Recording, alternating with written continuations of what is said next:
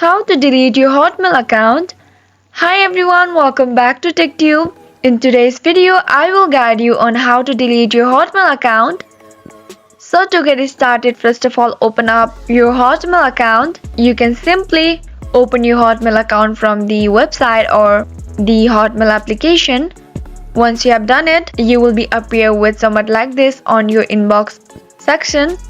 Now what you're gonna do is tap on the three dots and then go ahead and click on settings.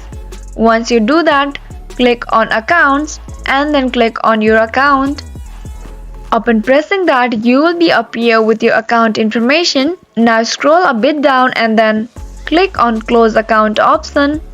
Now go ahead and click on continue and again continue with the closing your account. Scroll down and click on continue with closing your account and then follow up the process that I have done on the screen. Once you have done that, simply tap on finish option. Once you have done that, your account deletion process will get started and it will take 2 to 3 days maximum to delete your Hotmail account. After 2 or 3 days, your account will be successfully deleted. And that is how easily you can delete your Hotmail account. I hope you found the video to be helpful and informative. If yes, go ahead and subscribe to our channel and also press the notification bell for more updates.